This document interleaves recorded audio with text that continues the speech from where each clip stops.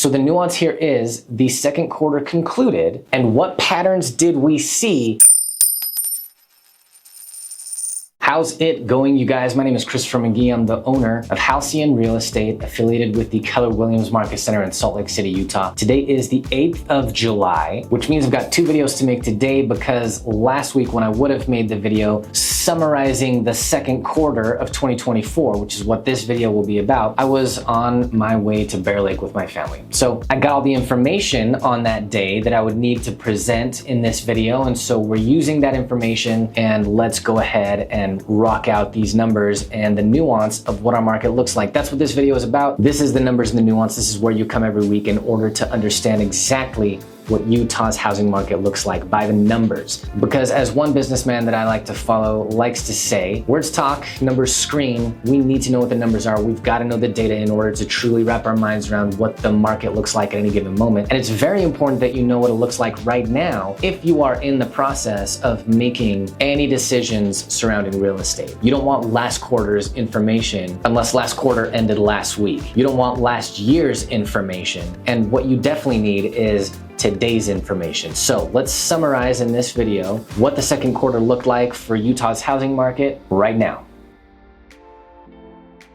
So the nuance here is the second quarter concluded, and what patterns did we see? We saw inventory go up and only up. So we have a steadily increasing amount of homes for sale. We have a steadily increasing amount of supply. We also saw demand come up, but not nearly in the amount that we would expect for the second quarter. April through June usually shows us the single largest upswing in home buying activity throughout the year. And while it came up, and you'll see that on the graphs, it came up moderately, like a little bit more than barely, but the demand for homes did come up. And average home prices got up to about $650K and leveled there throughout the entirety of the second quarter. So the bad news is what we already know. Home prices in Utah are out of control and insane. The good news is they look to have peaked, and the second quarter showed no increase in average home price as a trend. And it looks to have peaked here, and that is the story of the housing market in the second quarter of 2024 here in Utah. Diminishing demand could not take a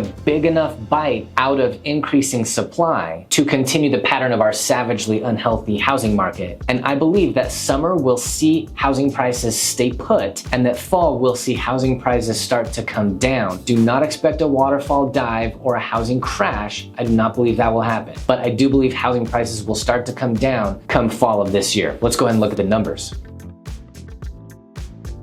Okay, our inventory as of the 1st of July came to 9,982, which was up from the previous week and clearly trending up. Average days on market came to 42, that was down a bit and trended moderately down throughout the second quarter. All of these numbers and graphs show the data points and the sets of data points from the beginning of April to the very end of June, to the first day of July. Average list price came to $649,852, which was down slightly. And as you can see, this trended throughout the second quarter, nowhere, absolutely nowhere. It was just stagnant right at about $650K. The average sold price that week had come to $643,151, which made the difference between average list price and average sold price a difference of $6,701, still in the buyer's favor, which was up from the previous week. This number trended moderately up throughout the second quarter. The number of homes sold came to 718, which was up sharply and barely trended up. And honestly, without that 718 high jump up